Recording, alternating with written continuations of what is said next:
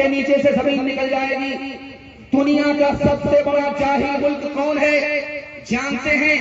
دنیا کا سب سے بڑا جاہل ملک ہندوستان ہے. ہندو مسلمان میں سب سے بڑے جاہل کون ہیں؟ تو لکھنے والے نے لکھا کہ ہندو مسلمان میں سب سے بڑے جاہل مسلمان ہیں. 62% مرد جاہل ہے، 72% عورت جاہل. اس گھر کو آگ لگ گئی، گھر کے چلا.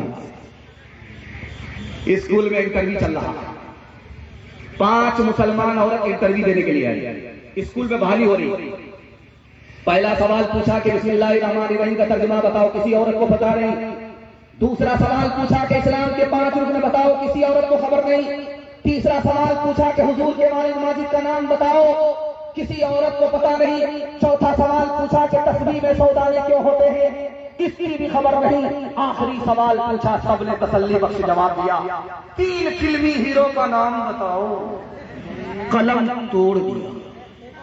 خدا ہے مہربان بولو، بولو ہے مہربان بولو. اے اہل وطن جان وطن بن کے دکھا دو، اس خاک کے ذرے کو بھی انسان بنا دو. انسان وہ ہے علم کی ہو جسم تجلی، ہے باپ کبھی علم ملا ہو تو بتا دو. کاٹو کو جہالت کے الگ کاٹ کے پھینکو، تم علم سے پھولوں سے نیا پاک کھلا دو. ہے ملک میں تفریق جہالت کے سبب سے، تم علم کی قوت سے یہ جھگڑا ہی مٹا دو. بے علم کا جینا بھی ہے ایک قسم کا مرنا، جیسے چلا تو دبا تو خدا ہے مہربان بولو، بولو ہے مہربان بولو. بچوں کو پڑھائیں گے، ہاتھ اٹھا دیجیے انشاءاللہ. ڈاکٹر کا فیس نگر، مدرسے کا چندہ ادھار، ہاتھ اٹھا دیجیے انشاءاللہ. بات غور نہیں، یا تو گلستہ یا تو سیدھے قبرستان. چوتھا نمونہ قرآن کے حوالے سے آپ کی خدمت رکھتا ہوں، دھیان سے سنیے گا. یہیں بغل میں پانی پت ہے، پنجاب کے آس پاس. وہاں ایک بچہ آیا اسکول میں مدرسے میں پڑھنے کے لیے. تو استاد نے محلے کے سارے لوگوں سے کہا اس بچے کے کھانے کا انتظام کر دو، قرآن پڑھنے کے لیے آیا ہے. محلے کا ایک آدمی بھی کھانا کھلانے کے لیے تیار نہیں ہوا. جب بچہ مایوس ہوا تو اس کے سر پر استاد نے ہاتھ رکھا، بیٹا گھبراؤ نہیں، کھلانے والا خدا. جیسے ہی بچہ مدرسے میں داخل ہوا، قرآن پڑھنا شروع کیا، کسی امیر کا وکٹ گر گیا. اس کا بیٹا دوڑا دوڑا آیا، اپنے باپ کے ایصال ثواب کے لیے ایک چلہ کھانا کھلاؤ، مسئلہ حل. جب 39 دن پورے ہو گئے، ایک دن باقی رہا تو بچہ گھبرانے لگا، استاد اب کیا ہوگا؟ استاد نے کہا بیٹا گھبراؤ نہیں، دوسرا وکٹ ضرور گرے گا. دوسرا وکٹ گر گیا. اب محلے کے لوگ پریشان کہ ہر چلے پر کس کا وکٹ گرتا ہے بھائی، کوئی نہ کوئی مر جاتا ہے، لگتا ہے کہ بستی میں بلا آ گئی. سارے محلے کے لوگ استاد کے پاس آ کر کے بولے کہ بستی میں بلا آ گئی ہے، ہر چلے پر ایک آدمی مر جاتا ہے. کہا وہ بلا کہیں اور نہیں ہے، یہ بچہ بیٹھا ہوا یہی ہے. جلدی سے اس کے کھانے کا انتظام کر دو ورنہ یہ پورے محلے کو کھا کر کے بیٹھ جائے. دھیان سے رکھیے گا. ایک بادشاہ تھا، اس کا نام تھا قیصر، روم کا بادشاہ تھا. اس کے سر کا درد چھوٹتا ہی نہیں.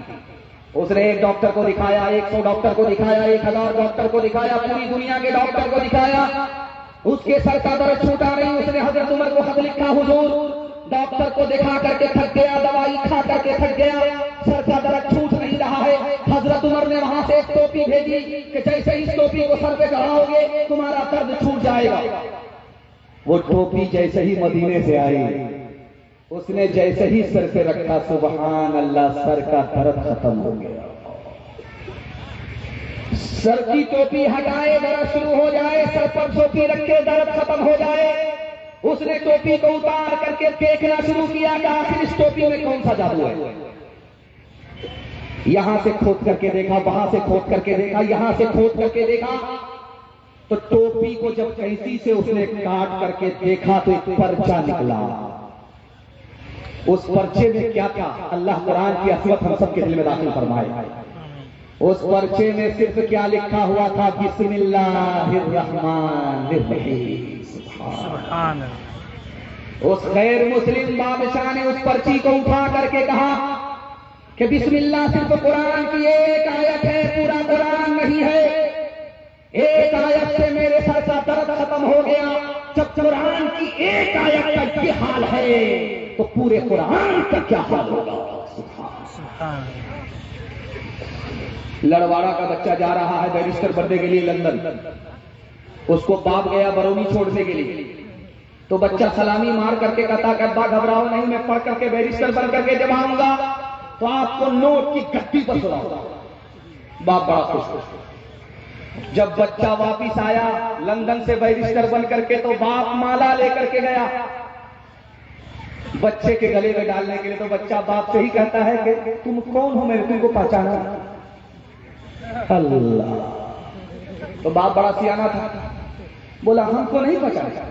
تمہاری جو خالہ ہے وہ میری سالی، تمہارا جو ماموں ہے میرا سالہ. ساری خدائی ایک طرف جورو کا بھائی. اسکول میں کالج میں پڑھاؤ انہیں لیکن آثار زمانہ بھی دکھاؤ انہیں. لیکن بچوں کو اپنے دین سے ہرگز نہ ہٹاؤ. ہر گھر میں کوئی حافظ قرآن بناؤ. ہر گھر میں کوئی حافظ قرآن بناؤ.